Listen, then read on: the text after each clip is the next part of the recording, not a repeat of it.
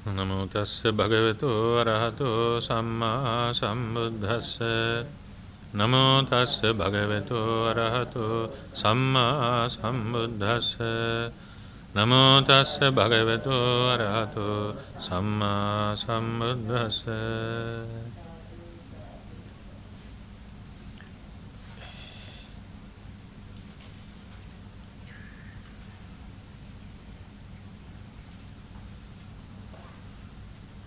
සද්ධාවන්ත පින්වත්නි, ගිය සතියේ වංචක ධර්ම විග්‍රහය ආරම්භ කරන්න යෙදුණා. ඒ වගේම වංචක ධර්ම සම්බන්ධව, ලෝභය සම්බන්ධව කරුණු දෙකක් විග්‍රහ කළා. අද ඉතිරි කරුණු ටික විග්‍රහ කරන්නට බලාපොරොත්තු වෙනවා. අපචිති කාමතා වේශයෙන් වංචක ලෝභය.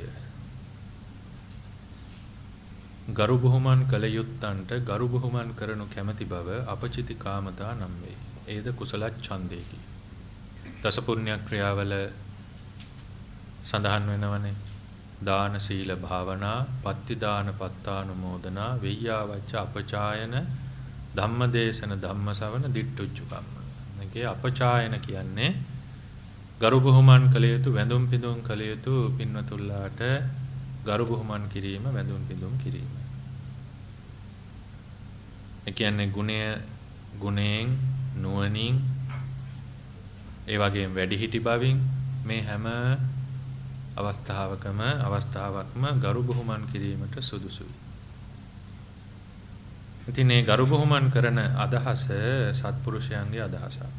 මාපිය ගුරුවර ආදී ගරු බුහුමන් කිරීමට සුදුසු පුද්ගලයන්ට ගරු බුහුමන් කිරීමෙන් ඔවුන් සතුටු කර ඔවුන්ගෙන් ලාභ ප්‍රයෝජන වඩා ලැබිය හැකි බව දත් ඇතැම් පුත්‍ර ශිෂ්‍යාදීන් කෙරෙහි මාපිය ආදීන්ගෙන් ලාභ ප්‍රයෝජන ලැබීමේ කැමැත්ත වූ ලෝභය සමහර විට අපචිතිකාමතා වේශයෙන් හෙවත් ගරු බුහුමන් කරනු කැමැති බැව් ආකාරයෙන් පහළ වේ. ඒ වගේම මේ ශිෂ්‍යයින්ට ගුරුවරුන් කෙරෙහි, දරුවන්ට මව්පියන් කෙරෙහි මේ දේ පහළ වෙන්න පුළුවන්. ගිහි පැවිදි හැමෝටම පහළ වෙන්න පුළුවන්. නමුත් අපි හිතන්නේ නැති තැනක් නේද? අපිට එහෙම පහළ වෙලා නැතුව ඇති නේද? නමුත් මේ වෙලාවේ වැන්දොත් ප්‍රශංසා ලැබෙන්න පුළුවන්. මේ වෙලාවේ වැන්දොත් අනිත් අයට පේන්න වැන්දොත් කියන කාරණා එන්න පුළුවන්. නේද? එනිසා ගුණය කියන කාරණය අපි නිතරම හංගන්න ඕනේ. ගුණය හංගන්න ඕනේ. අනුන්ගේ ගුණ ප්‍රකට කරන්න ඕනේ. තමන්ගේ ගුණ හංගන්න ඕනේ. අනුන්ගේ ගුණ හැංගුවොත් ඒකට කියනවා ගුණ මකු කියලා. නේද?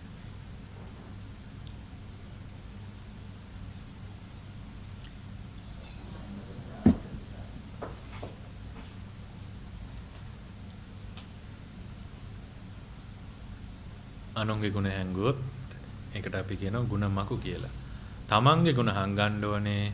තමන්ගේ අගුණය ප්‍රකට කරලා අවවාද අනුශාසනා ලබා ගන්න ඕනේ.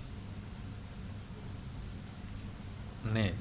අනුන්ගේ අගුණය දුටුවාම ඒ අගුණයෙන් ඒ තනත්තාව ගොඩ ගන්න උත්සාහවත් වෙන්න ඕනේ.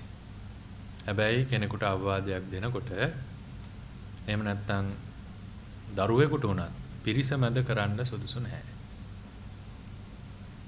ඒ වගේම එතන අසමගියක් ඇති වෙනවා නම්, එයාගේ හිත තැලෙනවා නම් එහෙම කරන්නත් හොඳ නැහැ. පුළුවන් තරම් කෙනෙකුට අවවාද අනුශාසනා කියලා දෙකක් තියෙනවනේ නේද? අවවාද කියන්නේ මොකක්ද? අවවාද කියන්නේ සම්මුඛයේ කියලා දීම. සම්මුඛයේ උපදෙස් දීම තමයි අවවාද. අනුශාසනා කියන්නේ සම්මුඛයේ හෝ අසම්මුඛයේ පොදුවේ මේ විදිහට උපදෙස් දීම. ඒ තමයි අනුශාසනාව. ඉතින් අවවාදයක් කරනකොට සමහර විට ඒක යාට විස වෙන්න පුළුවන්. කොච්චර කරුණාවෙන් මෛත්‍රියෙන් කළත් දේවදත්ත ස්වාමීන් වහන්සේට විස වුණානේ හැම අවවාදයක්ම. ඉතින් ඒ නිසා අවවාදය කළ යුතු තැන අවවාද කළ යුතුයි. අවවාදය නොකළ යුතු තැන්වල අවවාද කරන්න යන්න සුදුසු නැහැ. මොකද පිරිස ભેද වෙන්න පුළුවන්, අසමගි වෙන්න පුළුවන්. ඒ වගේම හිත ඇලෙන්න පුළුවන්. පුළුවන් තරම් අවවාද කරන්න ඕනේ තනිවමයි. එතකොට එයාට ලැජ්ජාවක් ඇති වෙන්නේ නැහැ. ඒ වගේ ඒ අවස්ථා අපි හොඳට ඒ කියන්නේ දරුවෙකුට උනත්, ගෝලයෙකුට උනත්, ශිෂ්‍යයෙකුට උනත් එහෙම වෙනවා නම් වඩා හොඳයි. එහෙම බැරි අවස්ථා තියෙන්න පුළුවන්. ඒක තමයි අවවාද අනුශාසනා කියන කාරණය. ඉතින් මෙන්න මේ කියන ගරු බුහුමන් වැඳුම් පිදුම් කිරීම අපි බොහෝම ප්‍රවේශමෙන් කරන්න ඕනේ. ප්‍රවේශම් වෙන්න කියන්නේ අපි නිතරම මේ පින්නතුල්ලා නම් නිතරම ස්වාමින් වහන්සේලා දුටුවාම බුදුරජාන් වහන්සේ දුටුවාම ඉතින් ඒ හැම අවස්ථාවකම වන්දනාමාන කරගන්නවා, වඳිනවා, පුදනවා. ඉතින් ලාභ සත්කාර කීර්ති ප්‍රශංසා බලාපොරොත්තු නැහැ. නමුත් එහෙම අවස්ථා යෙදෙන්න පුළුවන්. ඉතින් ඒ නිසා ඒ වගේ අවස්ථා. එයට රැවටෙන පුත්‍ර ශිෂ්‍යාදීහු ඒ තමන්ගේ ගුණයක් වශයෙන්ම පිළිගෙන ලෝභ සහගත සිතින්ම මාපිය ආදීන්ට කරු බුහුමන් කොට ඒ පිනෙන් මතු ස්වර්ග සම්පත්තිය පවා බලාපොරොත්තු වෙති. එය පිනක් නොවන බව වුන්ට වටහා ගැනීම අතිශයින්ම දුෂ්කරයි. ඒ වගේ අවස්ථා ඇති වෙන්න පුළුවන්. ඉතින් මෙතන බොහෝම සිවුම් තැනක්. එය ඇති තැනත් නැති තැනත් ගරු බුහුමන් කටයුතු වැඳුම් පිදුම් කටයුතු උතුමන්ට ගෞරව සත්කාරය තියෙනවා නම් මේ ප්‍රශ්න වෙන්නේ නැහැ. ඉතින් ඒ සම්බන්ධව විශේෂ දෙයක් තියෙනවද? කතා කරන්න දෙයක් නැහැ නේද? ඒ නිසා වැඳුම් පිදුම් කරන කොටත් අකුසල් වෙන්න පුළුවන්. එකත් පරිස්සම් වෙන්න ඕනේ. ඔය තමයි වංචක ධර්ම. බොහොම සිව්. බොහොම සිව්. ඊළඟ ලෝභය පිළිබඳ වංචක ධර්මයේ අනුකූලතාවයෙන් වංචක ධර්මයේ ලෝභය. මාපිය ගුරුවරදීන්ට කීකරු වන බව අනුකූලතාවයයි. මෙතන මාපිය ගුරුවරාදීන් කියලා ස්වාමින් වහන්සේ ලිව්වත් කිව්වත් වික්ෂුන් වහන්සේලාගේ අවවාද අනුශාසනා ලැබා ගැනීම මේවත් අනුකූලතා. කෙනෙකුට අනුගත වීම, අනුකූල වීම. ප්‍රියවාදියාට අන්‍යෝ සතුටු වෙති. උපකාර වමන අවස්ථාවේදී උපකාරීද වෙති. අනේ වැරදිව. කීකරු වූ දරුවාට කීකරු ශිෂ්‍යයාට මාපිය ආදීහු විශේෂයෙන් අනුකම්පා කරති. ඒ බව දත් ඇතමුන් කෙරෙහි මාපිය ආදීන්ගෙන් උපකාර ලැබීමේ ලෝභය අනුකූලතාවයේ වශයෙන් පහළ. ඉස්කෝලේදී ඕවා අපි කරලා තියෙනවා නේද? පාසලේදී අපි කරලා තියෙනවා. දහම් පාසලේදී ඕවා කරලා තියෙනවා. නේද? ඉතින් ඒවා ඉතින් දන්නේ නැති කාලේ කරපුවානේ. ගුරුවරු වෙනකොට බොහොම කීකරුයි වගේ ඉන්නවා. නේද? ගුරුවරු නැගිටලා ගියා විතරයි ඉතින් පන්ති කාමරේ දෙක වෙන්න කෑ ගහනවා.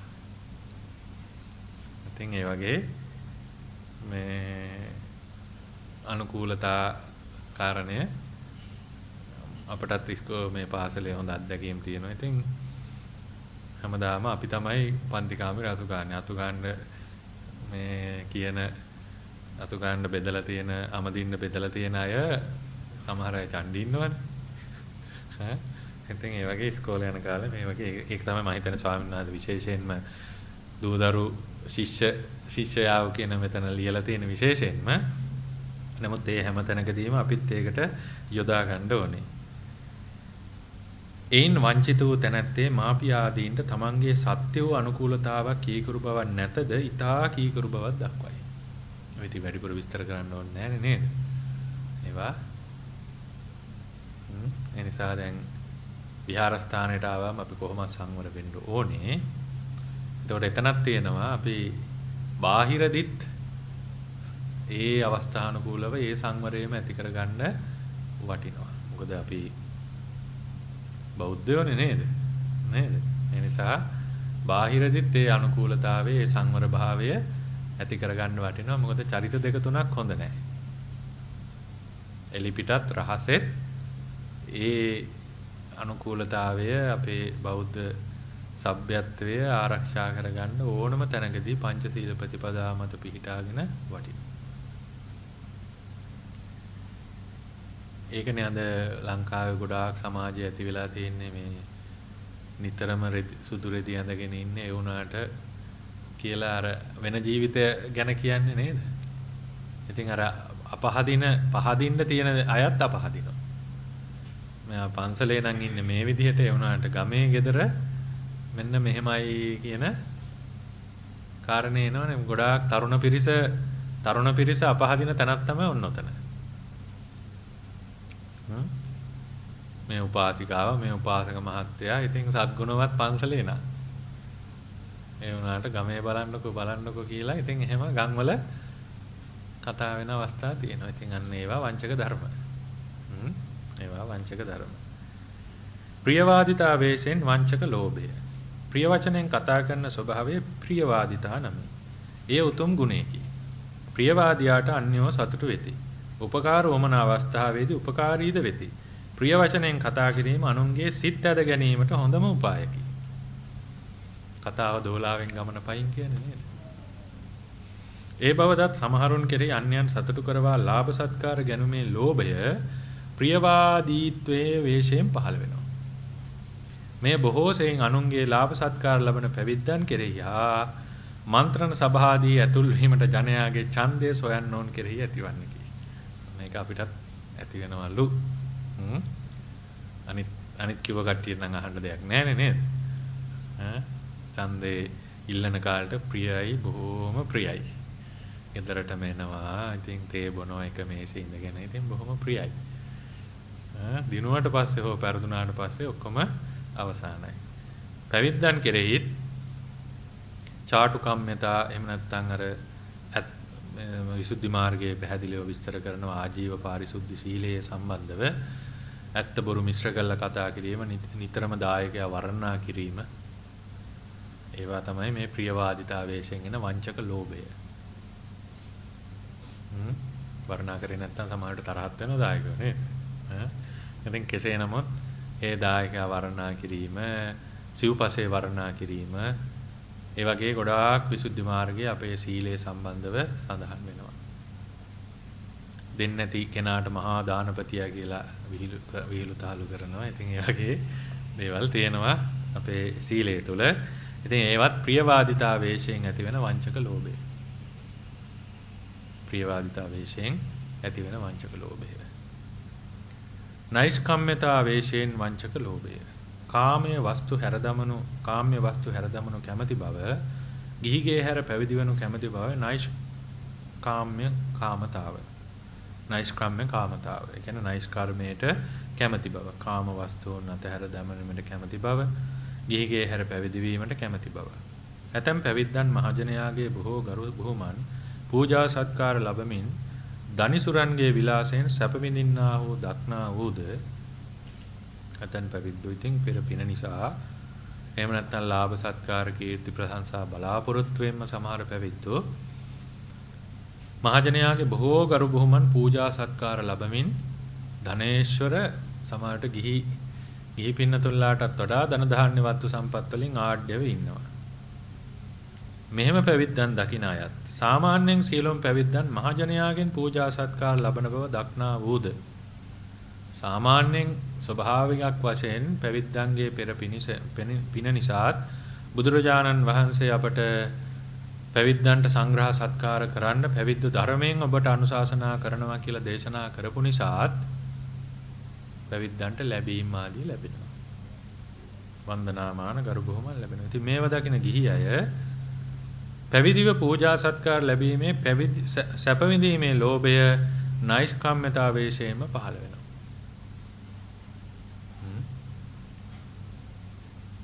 ඒට රැවටුණු තැනැත්තේ සසරට කලකිරුණු ආකාරයෙන් හෝ බුදු සසුන දියුණු කිරීමේ බලාපොරොත්තු වන්නෙකුගේ ආකාරයෙන් හෝ පැවිදි වන්නට උත්සාහ කරයි. සමහර විට පැවිදිද වෙයි. මෙසේ බුදු සසුනට බැස ගන්න ඕන්ගේ පැවිද්ද සමහර විට සාර්ථකද වෙයි.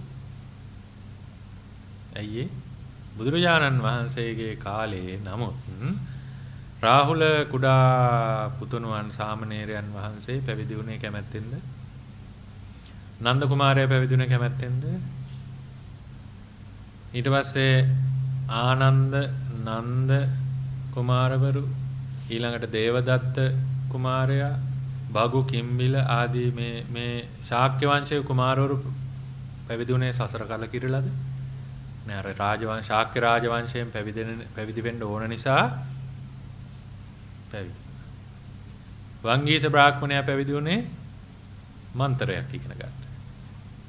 අර හිස් කබලට තට්ටු කළා පුනර්භවය කියන්න පුළුවන් නේ වංගීස බ්‍රාහ්මණයාට. බුදුරජාන් වහන්සේ දුන්නනේ රහතන් වහන්සේගේ හිස් කබලක්. තට්ටු කළා කියන්න බෑ. මේ වෙලාවෙ ඉතින් අර ශාස්ත්‍රයේ තියෙන කැමැත්ත නිසා කිව්වා අනේ මට මේක කියලා දෙන්න. ඔහොම බෑ මහාන වෙන්න ඕනේ. මහාන වෙලා අරිහත්ත්වයට පත් වුණ වංගීස රහතන් වහන්සේ. ඉතින් මේ බුද්ධ ශාසනයේ වැඩි හරියක් පැවිදිලා තියෙන සසර කරකිල්ල නෙමෙයි. අපිත් එහෙම නෙමෙයි. කුඩා කාලේ පැවිදි වුණේ. ඈ. ඉතින් නමුත් පැවිදි වුණාට පස්සේ ඒ පැවිද්ද සාර්ථක වෙනවා අර කල්යාණ මිත්‍ර ආශ්‍රය, සද්ධර්ම ශ්‍රවණය මේවා නිසා පැවිද්ද සාර්ථක වෙනවා. ඉතින් නොඑක් අදහස් වලින් පැවිදි වුණාට පැවිද්ද සාර්ථක වෙන්න පුළුවන් බොහෝ දුරට. ඉතින් අර ස්වාමින් වහන්සේලාට මේ බොහෝ දේවල් ලැබෙනවා, වන්දනාමාන කරු සත්කාර ලැබෙනවා, ගිහි පින්නතුල්ලාට වඩා සැප විඳිනවා කියලා සමහර අයට හිතෙන්න පුළුවන්. ඉතින් මේවා දැකලා පැවිදි වුණොත් ඒක හර නෛෂ්ක්‍රම්‍යතා වේශයෙන් එන වංචක ලෝභය. ඉතින් ඒකෙන් ගැලවෙන්න ලේසි නැහැ පැවිදි වෙන මුල් කාලේ. නේද? දැන් අපිත් ඇත්තටම අවංකව කියනවනේ පැවිදිුනේ ආසාවට කියන්නේ දැකලා ඒ පැහැදීමක් කැමැත්තක් ඇති වෙලා නැතුව සතර කරකිල්ල නෙමෙයි. නේද? ඉතින් ඒ නිසා ඒ අවස්ථානුකූලව මේවා පැමිණෙනවා අනිවාර්යයෙන්ම.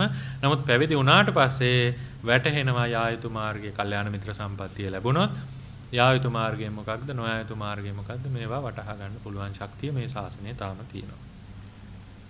ධර්මදේශනා කාමතා වේශයෙන් වංචක ලෝභය දැන් ගිහි අයට කියලා ඉවරයි දැන් අපිට. ධර්මදේශනා කාමතාවද කුසල ඡන්දේකි. දහම් දෙසීමෙන් ලැබිය හැකි ලාභ සත්කාර කීර්ති ප්‍රශංසා පිළිබඳ ලෝභය ලාභ සත්කාර පිණිස දහම් දෙසීම පිළිකුල් කරන තැනැත්තාගේ සිත්ති සමහර විට ධර්මදේශනා කාමතාවේශයෙන් පහළ වේ. දැන් ධර්මදේශනා කිරීමේදී අනිවාර්යෙන්ම ලාභ සත්කාර කීර්ති ප්‍රශංසා ලැබෙනවාමයි. ඒකේ කතා දෙකක් නැහැ. ඒක ධර්මයේ තියෙන අනුභවය. බුදුරජාන් වහන්සේගේ තියෙන අනුභවය. ඒ වගේම දේශකයන් වහන්සේගේ සසර පින. ඉතින් ඔය ඔක්කොම එකතු වෙලා තමයි ලැබෙන්නේ. ඉතින් ඒ ලැබීමේදී අනිවාර්යෙන්ම ධර්මදේශනාවකට වැඩලා 5 දෙනෙක් හිටියොත් එහෙම මොකද හිතෙන්නේ? අනේ මෙච්චර දුර ආවේ මේ 5 දෙනාට බණ කියන්නද කියලා හිතෙන්න පුළුවන්. ඒකත් ක්ලේශ ධර්මයක්. එක්කෙනෙක් හිටියත් ධර්මදේශනාව හිතුව ආකාරයටම සිද්ධ කරලා මොකද ධර්මදේශනාව කියන්නේ අසංකේය අප්‍රමේය ගණන් ආනිසංසගෙන දෙන මහා කුසලයක්. ඒක අහගෙන ඉන්න එක්කෙනයි කියලා කිව්වට ප්‍රශ්නයක් නැහැ. ඉතින් ඒ නිසා අර ධර්මදේශනාව වුණත් මේ ඔයගොල්ලෝ දැනගන්න ඕනේ ධර්මදේශනාව වුණත් තන්ට සුදුසු විදිහට මොකද මිනිස්යන්ගේ කුසල් සිත් පහළ වෙන්න මිස ද්වේෂ සිත් පහළ වෙන්න බණ කියන්න හොඳ නැහැ. ඒ නිසා මේ අවස්ථානුකූලව පහසු අපහසුව බලලා ඒකනේ කාලේන ධම්ම ශ්‍රවණම් කියන්නේ. සුදුසු කල්හි ධර්ම ශ්‍රවණය කියන්නේ කෙලෙස් ඇති නොවන ආකාරයට ධර්මදේශනාව පවත්වන්න ඕන. බුදුරජාන් වහන්සේ ආනන්ද ස්වාමීන් වහන්සේට මතක් කරනවා ආනන්දේ අනුන්ට බණ කියන එක ලෙහෙසි පහසු කටයුත්තක් නෙවෙයි. දේශකයන් වහන්සේ කාරණා 5ක් හිතේ දරාගෙන බණ කියන්න ඕනේ. පළවෙනි කාරණය ආනුපුබ්බිකතං කතෙස්සාමීති පරේසං ධම්මෝ දේශේතබ්බෝ. දේශකයන් වහන්සේ මුල මැද අග තුන් තැන ගලපලා පිළිවෙලින් පිළිවෙලට ධර්ම දේශනා පවත්වනවා. නැත්නම් මුලින් එකක් කියලා මැදින් තව එකක් කියලා අගින් තව එකක් කියලා ආයෙ මුලට ගිහිල්ලා ඒක අසාර්ථකයි ඒ ධර්ම දේශනාව.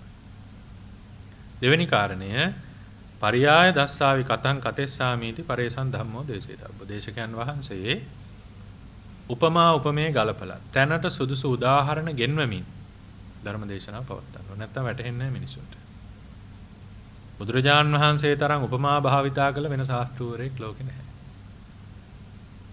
ගොඩක් සූත්‍රවල තියෙන උපමායි මිදේ කච්චේ භාසිතස්ස අත්තං ආජානාති කියලා. උපමායි මිදේ කච්චේ ඒ කියන්නේ උපමා සිද්ධ කරනකොට නැත්නම් උපමා කියනකොට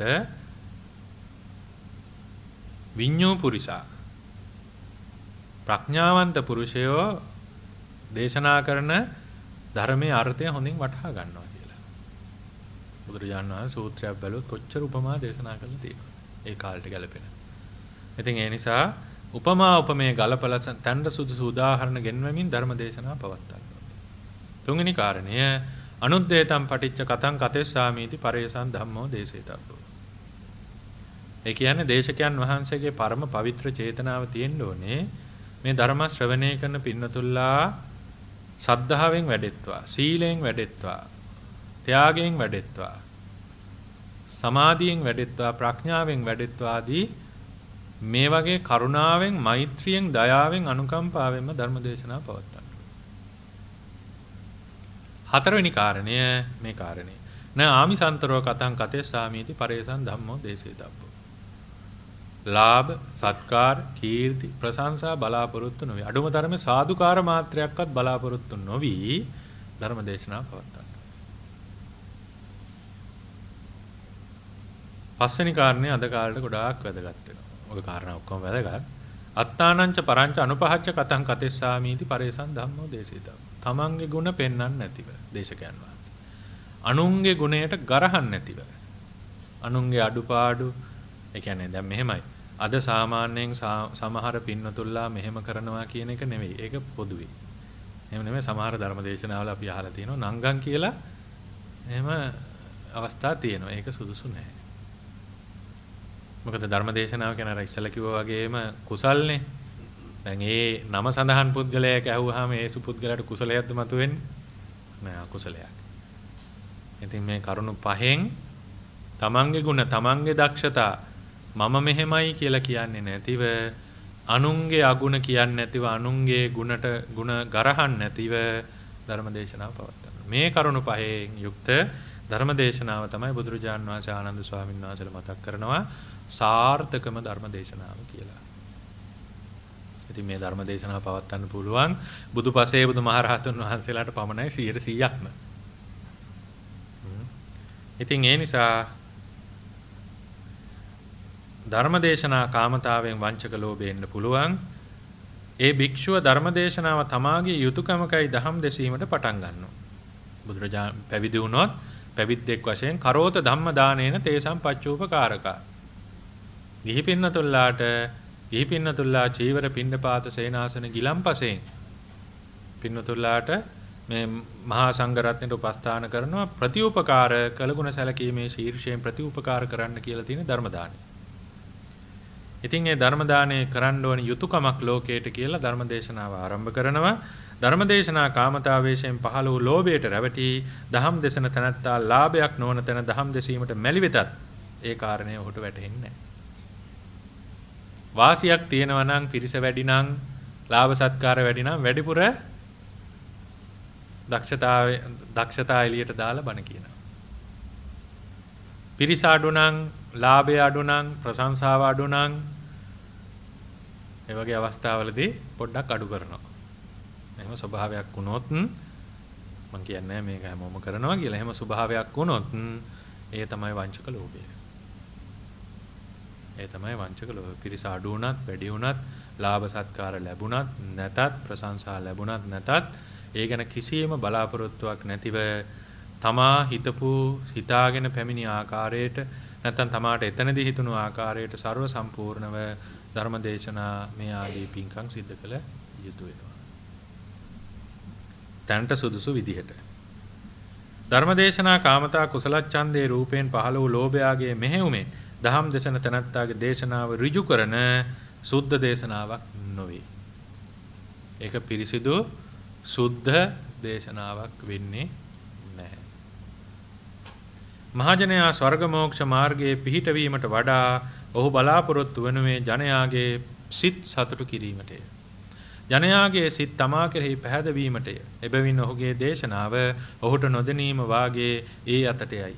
එයින් ඔහුගේ ධර්මයේද ඔහුට නොදැනීම නියම බුද්ධ ධර්මයේ නොව ප්‍රතිරූපක ධර්මයක්, ධර්මයේ වැනි දෙයක් වන්නේය. ඒක තමයි අද වර්තමානයේ වෙලා තියෙන්නේ. බොහෝ දේශකයන් වහන්සේලාට. ලාභ, සත්කාර, කීර්ති, ප්‍රශංසා කියන බුදුරජාන් වහන්සේ අසුචි හා සමානයි. හෙන හඬක් වගේ. ලාභ, සත්කාර, කීර්ති, ප්‍රශංසා, ලාභ සත්කාර සංයුත්තේ ඇත්තටම මේ පින්නතුල්ලාත් හැමෝම බලන්න වටිනවා. පැවිද්දන්ට විතරක් නෙමෙයි ගිහි පින්නතුල්ලාට ලාභ සත්කාර කීර්ති ප්‍රශංසා ඕන තරම් ලැබෙනවනේ. විශේෂයෙන් විහාරස්ථාන වලදී නේද? මේ විශේෂයෙන් පිට රටවල් වලදී. මොකද හේතුව සිංහලයන් බෞද්ධයන්ට රැස් වෙන්න තියෙන එකම තැන මෙතනනේ. ඒක හැම රටේකම එහෙමයි. හැම රටකම මට ගොඩක් රටවල් වල අත්දැකීම් නැහැ. නමුත් බොහෝ රටවල් වල එහෙමයි. ඉතින් හැම දෙයක්ම කරන්න තියෙන්නේ මෙතන. හැම දෙයක්ම කරන්න තියෙන්නේ මෙතන. ඉතින් අන්න ඒ වගේ අවස්ථාවල අපි ගොඩාක් ප්‍රවේශම් වෙන්න ඕනේ. ඒ අවස්ථානුකූලව අපට ලාභ සත්කාර ලාභ ඉතින් මිල මුදල් යාන වාහන ගේ දොරවතු පිටි ටිකට ලැබෙන්නේ නැහැ මේ වගේ තැන්වලින්. මෙතන ලාභ කියන්නේ මොනවද? අර කීර්ති ප්‍රශංසා මෙන්න මේ වගේ දේවල් ලැබෙනකොට Tamanට ඉබේම තමන්ම දන්නේ නැහැ කරන්න ඕනේ මොනවද? නොකරන්න ඕනේ මොනවද? කියන්න ඕනේ මොනවද? නොකියන්න ඕනේ මොනවද? එතන හැසිරෙන්න ඕනේ කොහොමද? ඒක කොහොම මෝහයෙන් යටපත් කරනවා. ඒක අපි ගොඩාක් ගිහි පැවිදි පින්නතුල්ලාගේ දැකලා තියෙන දෙයක්. තමා හිතන්නේ මෙතන මේ දේ මෙතන සුදුසුයි කියලා. නමුත් ඒක කොහෙත්ම සුදුසු නැති දෙයක්. තමා හිතන්නේ මේ දේ මෙතනට කිව්වොත් හොඳයි කියලා. නමුත් ඒක කොහෙත්ම සුදුසු නෑ. ඒකෙන් අනිවාර්යයෙන්ම අනිත් අය තේරුම් ගන්නවා හෝ අනිත් කෙනෙක් තේරුම් ගන්නවා මෙයා මෙන්න මේ කියන නොකල යුත්ත කරන්න උත්සාහවත් වෙන කෙනෙක් කියලා. ඉතින් ඒවා සම්බන්ධව අපි ගොඩක් ප්‍රවේශම් වෙන්න ඕනේ. අපි කියන්නේ අපිත් ඔබත් කවුරුත් ප්‍රවේශම් වෙන්න ඕනේ. මම මුලිනුත් කියවනේ කරන පින්කම රකින්න ගුණය, වඩන ගුණය පින්කම් හැංගිලා හොරෙන් කරන්න ඕනේ නැහැ. නමුත් ඒ පින්කම් නිසා ඇතිවෙන්නා වූ හිතේ ඇතිවෙන්නා වූ ගුණය නිරන්තරයෙන්ම සංගවාගෙන ඒ ගුණයෙන් තමා දියුණු වෙන්න ඕනේ. දැන් අපි හිතමු කටින පින්කම කියලා. කටින පින්කමේ අපි උදාහරණයක් ගමු. ඒක අද කාලේ වෙනම අඩුයි. ඉතින් බොහෝ පිරිසක් නේ දායකත්වයේ බාරගන්නේ. නමුත් අපි හිතමු එක්කෙනෙක් බාරගත්තා කියලා. එක මහත්මයෙක් බාරගත්තා. ඉතින් ඒ දැන් ඉමාම් කටින චීවරම් බික්කු සංඝස්ස දේම කියන වාක්‍ය හැමෝම කියලා මෙහෙත් එහෙම වෙන්න ඇතිනේ. එක්කෙනෙක්ට ගිහිල්ලා පූජා කරන්නේ. නැත්තම් බොහෝ පිරිසක් ගිහිල්ලා පූජා කරන්න වෙනවා. නමුත් එක්කෙනෙකුටනේ අර එක සිවුරයිනේ තියෙන්නේ. නේද? ඉතින් කටින පින්කම බාරගත්ත කෙනා සියලු වියපැහැදම් කරලා ස්ථානෙත් හැම දෙයක්ම ඕනෑපාකම් මහා සංඝරත්නයේ හැම දෙයක්ම මාස 3ේම හැම දෙයක්ම කරලා කටින චීවරේ පූජා කරන වෙලාවේ පැත්තකට වෙලා වැඳගෙන ඒ පින් අනුමෝදන් වෙන්න දක්ෂණං ඒක තමයි එතන තියෙන වැදගත්ම දේ. ඔන්න පුළුවන් නම් කරලා බලන්න. නේද? ඒක තමයි දක්ෂතාවය. තමන් ප්‍රධානත්වය ලැබෙන තැනක වුණත් තමාට පිටිපස්සෙන් ඉඳගෙන පිටින් ආපු කෙනෙක් වගේ පළවෙනි දවසේම මෙතනට ආව කෙනෙක් වගේ ඉඳගෙන ඒවා දැකලා සතුටු වෙලා හිතේ සැනසෙල්ල ඇතිව සාදු සාදු මම ආරම්භ කරපු දේ මේ අය කරනවා කියලා සතුටු වෙන්න පුළුවන් නම් ඒක තමයි දක්ෂතාවය. ඒක තමයි දක්ෂතාවය. ඉතින් ඒ නිසා අන්න ඒවා සකස් කරගන්න තමයි මේ ධර්මය අවශ්‍ය වෙන්නේ. මොකද තමන් පැවිදි පාර්ශවයටත් එහෙමයි. මම කළා, මම මේ පින්කම කළා, තමන් කළා කියලා ලෝකයට දැනගන්න එහෙම දැනගත්තට අපිට ප්‍රශ්නයක් නැහැ. නමුත් ඒක දන්නන්න අවශ්‍ය නැහැ. මොකද ඒක දන්නනවා කියන්නේ ඒ වගේම මෙහෙමයි තමන් කටිනේ බාරගත්තොත් තමන් පූජා කරන එක ඒක මම නරකයි කියනවා නෙමෙයි මේ. ඒක වඩා දක්ෂ භාවය තමයි. මොකද අතනදී කෙලෙස් තණ්හා මාන දිට්ඨි වැඩෙන්න පුළුවන් අවස්ථාවක්. Taman කැමැත්තෙන්ම පිටිපස්සට ගිහිල්ලා සාදු සාදු කියවුවොත් එතන තණ්හා මාන දිට්ඨි වැඩෙන්න කෙසේවත් හේතුවක් නැහැ. Taman පූජා කරන්න තියෙන එක වෙන කෙනෙක් ගිහිල්ලා පූජා කළොත් අන්න එතනින් ද්වේෂය ඇති වෙන්න පුළුවන්. ඉතින් ඒ නිසා කෙලෙස් දියුණු වෙන්න පුළුවන් හොඳම තැනත් සිංහල බෞද්ධයන්ට පන්සල. කෙලෙස් යටපත් කරගන්න පුළුවන් හොඳම තැනත් පන්සල. මොකද ප්‍රිය සංഭാෂණ නැත්නම් හොටෙල් එකක තියෙන පාටිය එකේ කවදාවත් කුසල් වැඩෙන්නේ නැහැ ලේසියෙන්. ඒවා කෙලින්ම කෙලෙස් තමයි වැඩෙන්නේ. නේද? නමුත් මෙතන කුසලුත් වැඩ ගන්න පුළුවන් කෙලෙසුත් වඩා ගන්න පුළුවන් තැන. මෙතන කියන්නේ මේ ස්ථානේ විතරක් නෙමෙයි. විහාරස්ථාන බොහෝ තැන්වල අපි දැකලා තියෙනවා ඒ වගේ දේවල්. ඉතින් අපි තනියම hina වෙන අවස්ථාවක් තියෙනවා ඒවා දැකලා. අනේ මේ අය මේ පින් කරනවා කියලා මොනවද මේ කරන්නේ? ඒ නිසා ඒවා විශේෂයෙන් ප්‍රවේශම් වෙන්න ඕන තැන්. මේවා හිත අවුස්සලා බලන්න ඕනේ. මොකද හිතේ අපේ අර මේ වංචක කියන පිරුවටේ උඩින් අපේ වැටෙනවනේ අනිවාර්යයෙන්. මම මේ කිසිම වචනයක් මෙතන ඉන්න අයට කෙනෙකුට කියන ඒවා නෙමෙයි. මේවා පොදුවේ දැන් මේ මාධ්‍යෙත් තියෙනවනේ. මේවා පොදුවේ සමාජයේ මොකද බෞද්ධයෝ යන අත එච්චර හොඳ නැහැ. වර්තමානයේ මුළු ලෝකෙම විශේෂයෙන් ලංකාවේ පින්කම් හරහා භාවනා වැඩසටහන් ධර්ම ශ්‍රවණ ධර්ම දේශනා පින්කම් විහාරස්ථාන ගොඩනැගීම් ආරණ්‍ය සේනාසන මේ සෑම තැනකම යන වැඩපිළිවෙල වල් සමාජයට පේනවා හොඳයි කියලා. නමුත් හෘද සාක්ෂියට ඒ වගේම අපි මේ කුසල මාර්ගයනේ යන්නේ.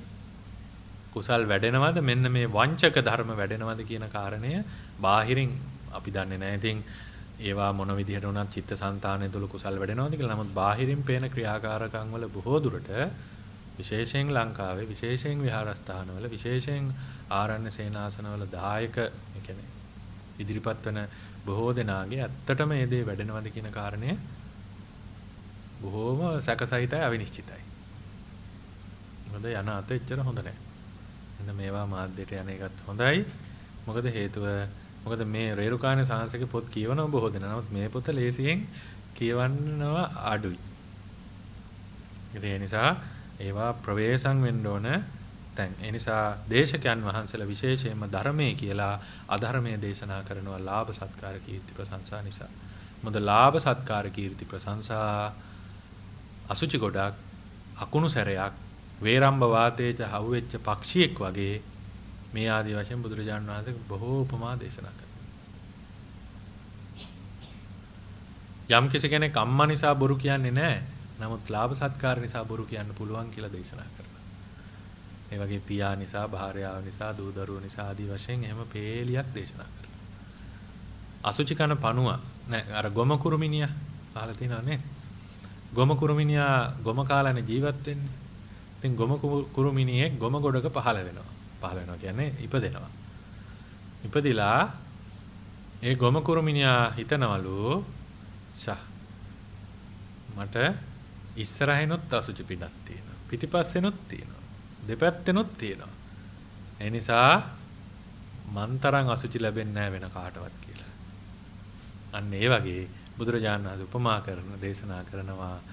අන්න ඒ වගේ තමයි ලාභ සත්කාර කීර්ති ප්‍රශංසා බලාපොරොත්තු වෙන පුද්ගලයා නිරන්තරයෙන්ම ආරව දැක අනිත් අයට වඩා උසස් කියන ආකාරයෙන් හිතාගෙන ඉන්නවා. මෙසේ රැවටීමක් නැතිව ලාභයේ සඳහාම දහම් දෙසන්නෝද ඇත්තා. ධර්ම දේශනාවට දැන් ගණන් මිමිත් නියම කරන යුගයක්. කොසල් රජුරෝ දැක්කනේ අර මොනවාද සුවඳ හඳුන් අරටුවක් කුණු කොල්ලට විකුණන රත්තරන් වාදනයක නාකි ඉවලෙක් මුත්‍රා කරනවා. ඒ මේව තමයි. නේද? එක දවසක් මං එක්තරා පත්තරයක නම කියන්න හොඳ නැහැ නේ. පත්තරයක දැක්කා දැන්වීමක්. ඔබට අවශ්‍ය බෝධි පූජා, පිරිත් දේශනා, පින්කම් සඳහා භික්ෂුන් වහන්සේලා අපෙන් විමසන්න කියලා.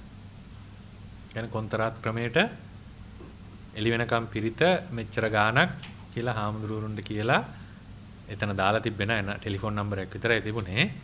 මේ නමක් ගමක් තිබුණේ නැහැ. ඒක කොන්තරාත් ක්‍රමයට පින්කම් කරවීමක්. ලංකාවේ ප්‍රසිද්ධ පත්තරයක තිබුණේ.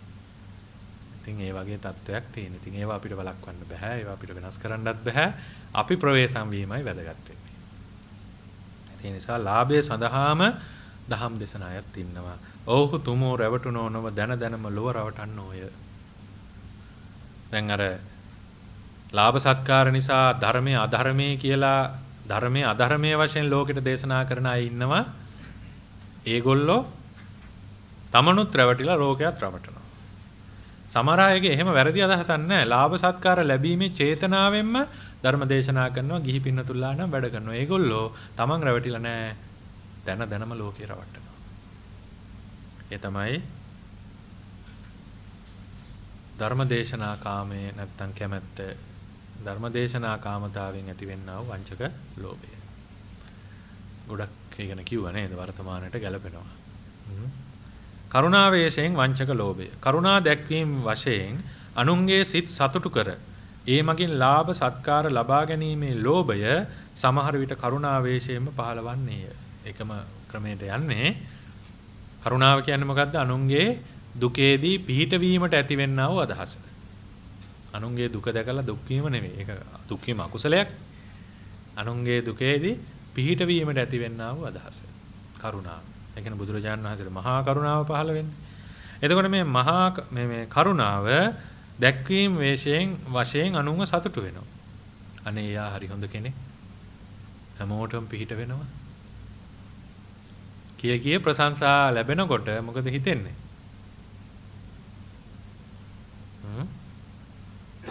ඉස්පිරිතාල වලට උදව් කරන්න හිතෙනවා, ඊළඟට පිරිස එකතු කරගෙන පිළිකාරෝ වලට උදව් කරනවා. ඇයි දැන් පිරිස දැන් මාධ්‍යෙන් ඔය නේද මූණු පොත් වලින් නොයෙක් දේවල් වලින් පිරිස එකතු කරනවා. වගේදී බොහෝ පරිස්සම් වෙන්න ඕනේ. මෙහෙමයි පින්කමක් මම මුලිනුත් කියවන පින්කමක් හැංගිලා හොරෙන් කරන්න හොඳ නැහැ. ඒක අනිවාර්යෙන් පරිවාරය සමග කරන්න ඕනේ. මේ වගේ අවස්ථාවලදී මෙතනදී අර පෞද්ගලිකව පිරිස එක්රැස් කිරීමේදී බොහෝ ප්‍රවේශම් වෙන්න ඕනේ. දැන් පූජනීය ස්ථානවල ලංකාවේ අප්‍රමාණ පින්කම් කරනවා. මේ පින්කම් කරන්නේ බොහෝ පිරිසක් එකතු වෙලා. ඉතින් අර පිරිස එකතු කරන්නේ පින්කමට තමයි. ඊට පස්සේ ඇති වෙන්නේ පෞද්ගලික හිතවත්කම්. නේද? ඊට පස්සේ ඇති වෙලා හැම පින්කමකටම කතා කර මේ පණිවිඩය යව ගෙන්නගෙන තමාගේ පිරිස් බලය පෙන්වන්නත් ඊළඟට යොමු වෙනවා. නමුත් ඔය කවුරුත් බොහෝ දෙනා දන්නේ නැහැ මේවා ලැබෙන්නේ මේ පිරිස් බලය, මේ භෝගය, මේ පූජා, මේ පින්කම් මේවා ඔක්කොම මේ විදිහට කෙරෙන්නේ බුදුරජාණන් වහන්සේගේ දාන පාරමිතාව කියලා බුදුරජාණන් වහන්සේ පැත්තට ඒ ටික දාන්න නුවණ එන්නේ නැහැ. මේ මහා සංඝරත්නයේ පිරූ පාරමිතාවල අනුභවයයි කියලා මහා සංඝරත්නයේ පැත්තට දාන්න නුවණ එන්නේ නැහැ. මේක මගේ දක්ෂතාවය, මගේ පිරිස් බලය, ඒ වගේම මගේ පිරිස් බලය, මගේ දක්ෂතාවය, මගේ සංවිධාන ශක්තිය කියන තැනට එනවා. ඔන්න ඔය අවස්ථාවල පරිස්සම් වෙන්න ඕනේ. මේ කියන්නේ මුළු ලෝකෙම බෞද්ධයන්ට ඉතින් බෞද්ධ නොවන අයට අපිට අවශ්‍ය නැහැ කියන්නේ. සිංහල බෞද්ධයන්ට විශේෂයෙන් අපි මේ කියන්නේ. මොකද වර්තමාන බෞද්ධ සමාජය බුදුදහම හරහා යන පැත්ත යන අත හොඳ නැහැ.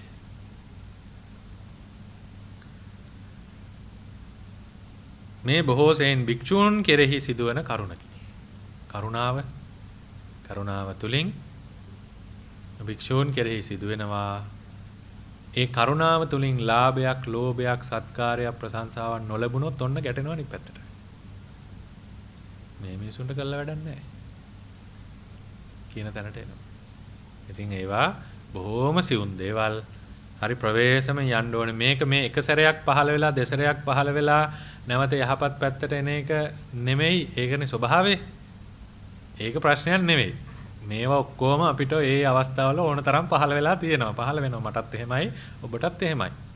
නමුත් ඒක පහළ වීම නෙමෙයි මෙතන ප්‍රශ්නේ තියෙන්නේ. ඒ පහළ වීම නිසා දිගින් දිගට ඒ දේවල් ඒ සිතිවිලි පුරුදු වෙලා මේවා හරි කියලා හිතාගෙන ඒවා සමාජගත වීම සහ සමාජයට ඒවා පිරිසත් සමග යෑම තමයි භයානක. එතනදී අපි අනිවාර්යයෙන්ම පිරියනවා. උතුරු දකුණ අමතක වෙනවා ඒ වෙලාවේ. ලාභ සත්කාර කියනවා බොහොම භයානකයි. බුදුරජාණන් වහන්සේ දේවදත්ත ස්වාමීන් වහන්සේට දේශනා කළානේ. දේවදත්ත ස්වාමීන් වහන්සේ අරමුණු කරගෙන පලං වේ කදලින් හන්ති කෙහෙල් ගහ විනාශ කරන්නේ කවුද? මොකද්ද? කෙහෙල් කන. නේ? කෙහෙල් කන කඩගත්තොත් ආයේ කෙහෙල් ගහ වැඩක් නැහැ නේ. නේද? ඒ වගේම උණ ගහත් එහෙමයි. උණ ගහක් කටගත්තොත් මොකද වෙන්නේ? මොකද වෙන්නේ? දන්නේ නැද්ද?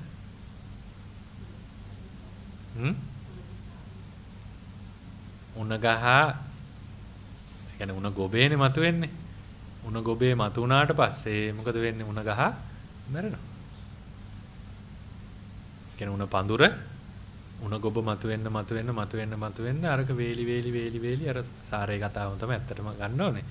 ඒක අනිවාර්යෙන් උණ ගහේ අවසානය. උණ ගහේ ගොබ මතුවෙන කාලෙට උණ ගහ මැරෙනවා.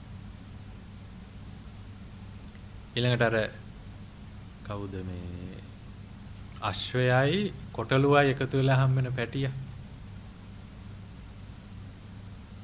ඒ පැටියා ඉපදෙනකොට අනිවාර්යෙන් මව් මැරෙනවා. මං හිතන්නේ අද කාලේ පෝනියා කියන සතාද දන්නේ නැහැ. මම දන්නේ ඒක. මේ ඒ ගෑනු සතා මැරෙනවා දරුවා බිහි කරනකොට. මේ පැටියා බිහි කරනකොට. අන්න ඒ වගේ බුදුරජාන් වහන්සේ දේශනා කරනවා ලාභ සත්කාර කීර්ති ප්‍රශංසා අසත්පුරුෂයව විනාශ කරනවා කියලා. මේ ප්‍රතිරූපක කරුණාව පවත්නේ දුක්ඛිතයන් පිළිබඳව පොහොසතුන් පිළිබඳව. භික්ෂුන් වහන්සේලාට බොහෝ දුරට හිඟන්නෙක් ආවත් බැලලා එළවනවා. ඈ පොහොසත් අයගේ ළමයි එහෙම ආවම හරියට සලකනවා. මේ කාටවත් අපහසුට කියනව නෙමෙයි මේවා මේ ගති. වංචක ස්වභාවය. කරුණාව වැඩිපුර දක්වන්න ඕනේ කාටද? දුප්පතාට, අසරණයාට නේද? නමුත් පොහොසතාවම තමයි වැඩිපුර කරුණාව ස්වාමීන් වහන්සේටින් කියලා තියෙන එක මමත් කියනවා ඉතින් ඈ නේද? මේ ප්‍රතිරූප කරුණාවට රැවටුණු භික්ෂූහු තමන්ගේ පිහිටක් සොයා එන දුක්ඛිතයා පළවා හැර පොහොසතාටත් පොහොසතාගේ දරුවාටත් කරුණාව දක්වති. මම ඉස්සෙල්ලා කියවනේ මම කියවලා නෙමෙයි ඉන්නේ නමුත් කියන එක ඊට පස්සේ තියෙනවා. කරුණාවට පාත්‍ර වූ පොහොසත්තුද අනේ අපේ හාමුදුරුවෝ බොහෝම කරුණාවත් කෙනෙක්යි පසසති පහදති. අපේ බෞද්ධයෝ විශේෂයෙන්ම වරදවා ගත්ත දෙයක් තමයි අභිවාදන සීලිස්ස නැත්තම් ගාථා විතරක් කියලා ආශිර්වාද අපි මම උදාහරණයක් ගන්නෙ ආශිර්වාද කරන ස්වාමීන් වහන්සේට වඩා බොහෝ දේවල් කියලා ආශිර්වාද කරනවා නම් ඒකට කැමතියි.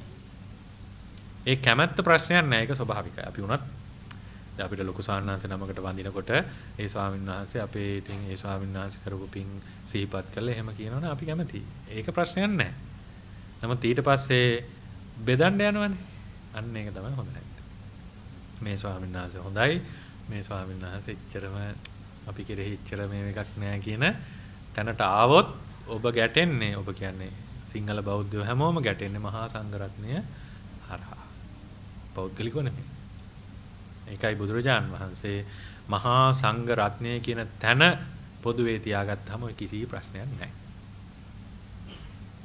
අහවල් ස්වාමීන් වහන්සේ අපේ ස්වාමීන් වහන්සේ මෙහි ස්වාමීන් වහන්සේ කියලා ගත්තොත් එතනදී පැහැදීමක් ඇති වෙන්න පුළුවන් ඉක්මනටම පැහැදීම ඇති වෙන්නත් පුළුවන්. බොහෝ අපේ තරුණ පරම්පරාව වර්තමානයේ ලංකාවේ ගොඩාක් අපහදිලා තින්නේ පෞද්ගලික පැහැදීම ඇති කරගන්න හින්දානේ. පෞද්ගලික පැහැදීම පෞද්ගලික අපහැදීම පිණිසමයි පවතින්නේ. මොකද පොඩි වැරද්දක් හරි දුටුව ගමන් මුළු සංඝ සංහතියම ඉවරයි. ඉතින් අන්න ඒකයි පෞද්ගලික පැහැදීමේ තියෙන භයානකම. සරියුත් මහරහතන් වහන්සේට විතරක් දායකයෝ හිටියේ නෑ. මුගලන් මහරහතන් වහන්සේ විතරක් දායකයෝ හිටියේ නෑ. එහෙම දෙයක් නෑ. මහා සංඝරත්නය කියන තැන පොදුවේ බුදුරජාන් වහන්සේ දේශනා කළේ ඒකයි. මොකද හේතුව පෞද්ගලික පැහැදීම පිණිසමයි හේතු වෙන්නේ. මොකද අපි කවුරුත් පෘථග්ජන නෙවෙයි. නෙමෙයි රහත් නෙමෙයි. පෘථග්ජනයි. දැන් පෘථග්ජන ස්වභාවයෙන් අනුව ස්වල්ප නමුත් වරදක් දැක්කොත් එතනදී සියල්ල අවසానයි. සද්ධාවත් ඉවරයි. මොකද නුවණින් නෙමෙයිනේ පැහැදුනේ. පැහැදුනේ පෞද්ගලික දෙයකින්. ඒ නිසා ඒ වගේ තැන්වල බොහෝ ප්‍රවේශම් වෙන්න ඕනේ. මහා සංඝරත්නය වන්දනාමාන කරනකොට දන් පිරිනමනකොට සාරිපුත්ත මහරහතන් වහන්සේගේ පැටම් පැවතෙන මහා සංඝරත්නය කියන තැන හිටියාම ඔබේ පැත්තෙන් ඔබ පිරිසිදුයි. ස්වාමීන් වහන්සේගේ පැත්තෙන් මොන අඩුපාඩු වෙයි තිබ්බට ඒව ඔබට අදාළ නැහැ. හොඳ පරම දුස්සීල ස්වාමීන් වහන්සේ නමක් වුණත් පන්සිල් රකින්න ගිහි කෙනාට වඩා ශ්‍රේෂ්ඨයි. නේද? පන්සිල් රකින්න ගිහි කෙනාට වඩා ශ්‍රේෂ්ඨයි පරම දුස්සීල ස්වාමීන් වහන්සේ. මොකද ඒ කැපවීම ඔබට කරන්න බෑ. වේල් දෙකෙන් ජීවත් වෙන්න පුළුවන්ද? දැන් අපි ගෙදර ඉන්නකොට වේල් 8ක් විතර කාලා තියෙනවා. වේල් දෙකෙන් ජීවත් වෙන්න පුළුවන්ද? බෑ. ඇඳුම් තුනකින් ජීවත් වෙන්න පුළුවන්ද? පුළුවන්. සාමාන්‍ය විදේශගත වෙනකොට දැන් ලංකාවට එනකොට බෑග් කීයක් ගෙනියනවද? නේද? ඔයත් ෆ්‍රිජ් එක හරි මොන හරි ආහාර තියෙන තැන්වල ඇරලා කැමති දේවල් කනවා නේද? වික්ෂුන් වහන්සේලාට එහෙම පුළුවන්ද? තමන් ගොඩාක් කැමතියි කියලා ඔක ඉල්ලන්න පුළුවන්ද? කැපකරුවාගෙන්වත් ඉල්ලන්න පස්ස ගහනවා අනිවාර්යයෙන්. එහෙම නැත්නම් හැමදාම ඒකම හම්බෙයි හැමදාම. එපා වෙන්නව නේද? දෙයකට කැමතියි කිව්වොත්. ඉතින් ඒ නිසා මේ එහෙම බෑ. පොඩි කාලේ නම් හොරෙන් කෑවනේ. අපිට එහෙමත් බෑ. නේද? ඔබට පුළුවන් ද අනුන් බෙදලා දෙන දෙයක් කන්න? කැමැත්තෙන්? ඒකට බෙදනවා දැන් මම කියන්නේ මෙහි ප්‍රශ්නයක් නෑ. අපි අපිට කැමති විදිහට බෙදාගෙන නමුත් දාන වලට ගියාම මේ අනුත් අයනේ බෙදන්නේ නේද? නෑ මම මේ අපිට ප්‍රශ්නයක් කියනව නෙමෙයි. භික්ෂුන් වහන්සේලා කරන කැපවීම මේ කියන්නේ. කැමති දේ වැඩි ලැබෙන්නේ නෑ. අකමැති දේ වැඩිපුර ලැබෙනවා. නේද? සමහර වෙලාවට හොදි නෑ. ලොකු හොදි භාජනයක් ගෙනල්ලා කන් හැන්දෙන් වගේ පොඩ්ඩක් බෙදනවා. තව බෙදන්න කියන්න බෑනේ. මොකද දායකයොත් නෙමෙයි, පැවරුව අයත් නෙමෙයි, ඥාතිත් නෙමෙයි. අපිට එහෙම ඉල්ලන්නත් බෑනේ. ඉතින් ඒ නිසා මේ ඒ වගේ අපහසුතාව ඕන තරම් විඳිනවා. නමුත් කරන්න දෙයක් නැහැ. ඒවට අපි පුරුදු වෙලා තියෙනවා. ඉතින් ඒ කැපවීම ඔබට කවදාවත් කරන්න බෑ. අනික හුදකලාව, පාළුව, තනිකම කියන එක පුළුවන්. ගෙදර ස්වාමියා දකින්න නැතුව, භාර්යාව දකින්න නැතුව, දරුවෝ දකින්න නැතුව ඉන්න පුළුවන්. බෑ. අපිට නම් හෙට යන්න පුළුවන්. යමුතුවෙන් අස්පස් කරන්න දෙයක් නැහැ. අපිට කියන්නේ මට විතරක් නෙමෙයි සීල ස්වාමීන් වහන්සේලාට. ඉතින් යන්නේ නිසා ඒ කැපවීම විනෝද ගමන් යන ඔයත් නේද? ඈ hina වෙනවා ඈ ඒ වගේම නොඑක් දේවල් නේ පාටි තියනවා කොච්චර දේවල් කැමති විදිහට කැමති දේවල් නේ කැමති අඳුන් අඳිනවා ඈ කැමති විදිහට ජීවත් වෙනවා ඈ ඉතින් ඒ නිසා ඒවා භික්ෂුන් වහන්සේලාට බෑ. භික්ෂුන් වහන්සේලා ඒවා බෑ කියලා ඉන්නේ හිර වෙලා නෙවෙයි සතුටි. නේද? ඔයත් ප්‍රාර්ථනා කරනවා නේ අපිටත් මෙහෙම තිබ්බනම් හොඳයි කියලා හිතනවා නේද? ඈ හැබැයි හිතුවට ඒකට ආවට පස්සේ ඒක ලේසි වැඩක් නෙවෙයි. ඈ ඒ නිසා සියලුම භික්ෂුන් වහන්සේලා දැන් අපි හිතමු භික්ෂුන් වහන්සේ නමක් වැරද්දක් නැත්නම් භික්ෂුන් වහන්සේලා පිරිසක් වැරද්දක් කරන අපේ බෞද්ධයන්ගේ ස්වභාවයනේ. අන්‍යාගමික කිසිම කෙනෙක් ඒ අන්‍යාගමික පූජකවරයෙක්ගේ වැරද්දක් කවදාවත් ලෝකෙට ප්‍රකට කරන්නේ නැහැ.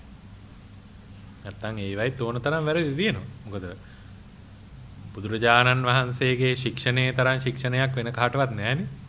නේද? ඉතින් බුදුරජාණන් වහන්සේගේ ශික්ෂණය තුළ ඉන්න භික්ෂුන් වහන්සේ ලාටත් වැරදි වෙනවා නම් අන්‍යාගමිකයන් ගැන කවර කතාවද නේද? නමුත් ඒව කවදාවත් නමුත් භික්ෂුන් වහන්සේ නමක් පොඩි හරි දෙයක් වුණොත් එහෙම කවුද ඉස්ලාම් පහර ගහන්නේ? ඉස්ලාම් නෙමෙයි. 100%ම පහර ගහන්නේ කවුද? බෞද්ධයමයි. ඒක ඉතින් අභාග්‍යයි නේද? නිසා භික්ෂුන් වහන්සේ නමක් දුස්සීල වෙන්නේ සතර පරාජිකාවෙන් එකකටපත් වුණොත් පමණයි.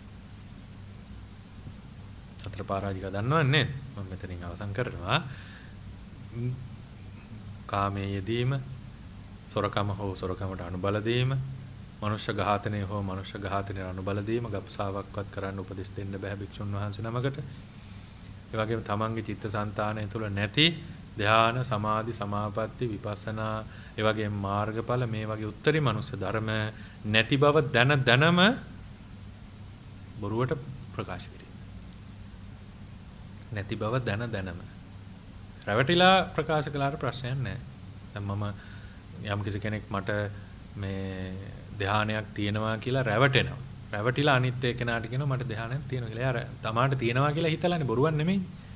බොරුවක් තමයි ඒක. නමුත් බොරුවක් නෙමෙයි. තමන් විශ්වාසය තියෙන තමන්ට තියෙනවා කියලා. එහෙම වෙන්නේ නැහැ. නමුත් දැන නැති බව දැනම කිව්වොත් භික්ෂුව පරාජිකාවටපත් වෙනවා. ඉතින් හැබැයි මෙහෙමයි හොරකම් කළ පරියටම පරාජිකාව වෙන්නේ නැහැ. ඒක බුදුරජාණන් වහන්සේ තීන්දුව තියෙන මේ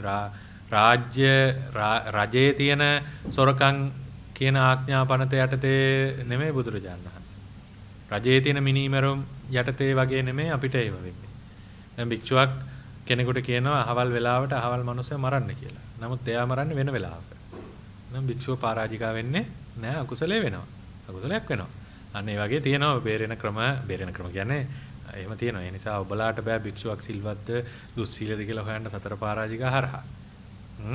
ඒ නිසා එහෙම ඒ පරාජිකා එකකටපත් වුණොත් විතරයි දුස්සීල වෙන්නේ කියන වචනය බුදුරජාණන් වහන්සේ පාවිච්චි කරන්නේ.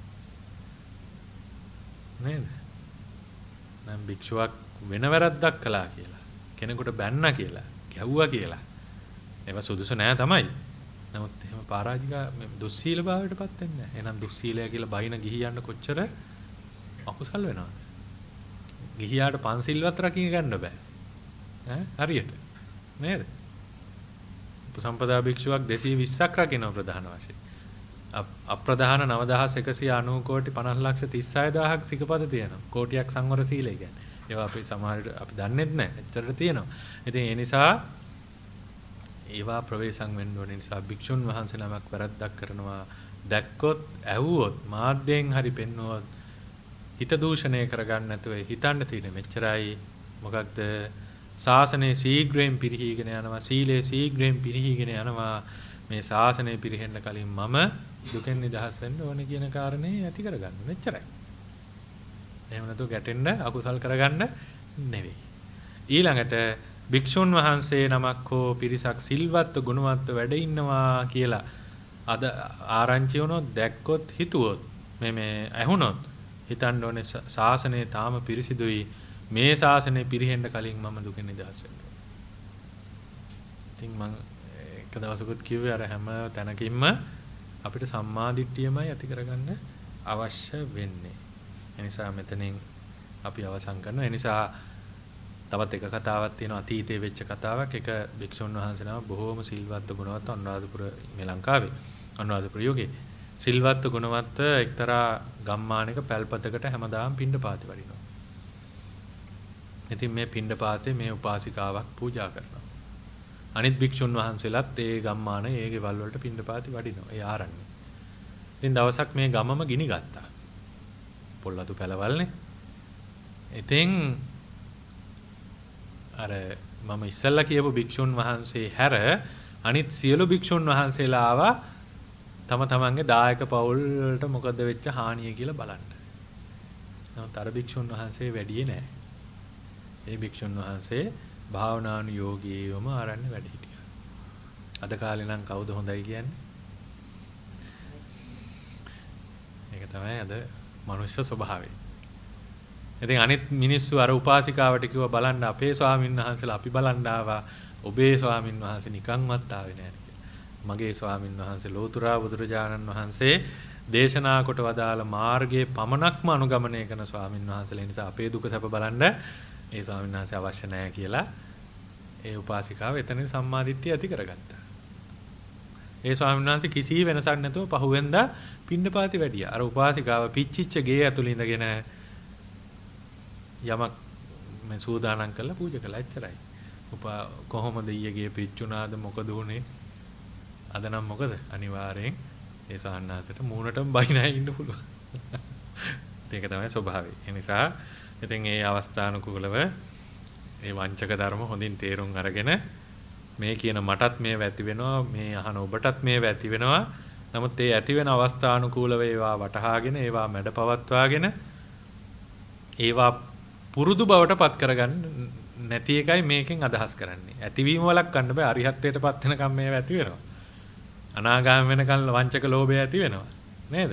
ඒවා අර අපේ ජීවිත පුරුදු බවට පත් නොකරගන්නයි මේ කරගන්නයි නොකරගන්නයි මේ උත්සාහය මේ උපදේශ.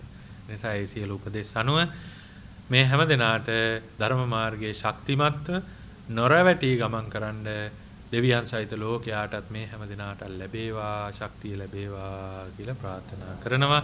රේරුකාණේ චන්දවිමල මහානායක ස්වාමින් වහන්සේට මේ කුසල බලය අනුමෝදන් කරනවා. මේ ස්වාමින් වහන්සේ පැතූ බෝධියෙන් නිවනින් සැනසේවා කියලා ප්‍රාර්ථනා කරනවා. දෙවියන් සහිත සියලු ලෝකයාටත් මේ හැම දිනාටත් මෙලව ශාන්තිය සැප විනිස පරලොව ශාන්තිය සැනසීම පිණිස අමා මහ නිවනින් උත්තම ශාන්තිය මිස මේ කුසල් හේතු වාසනා වේවා කියලා ප්‍රාර්ථනා කරනවා.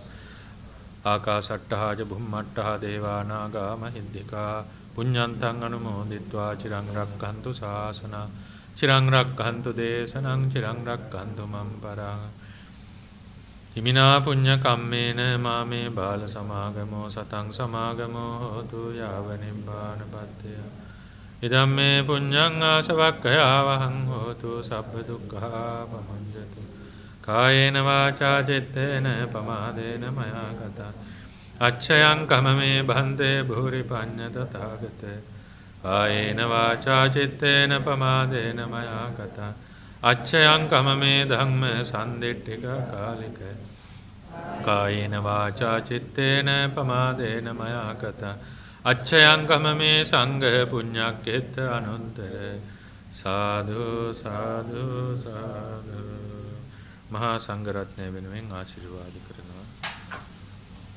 අභිවාදන සීලිස්ස නිච්ඡං වද්ධාපචායිනෝ චත්තාරෝ ධම්මා වඩ්ඩන්ති ආයුවන්නෝ සුඛං බල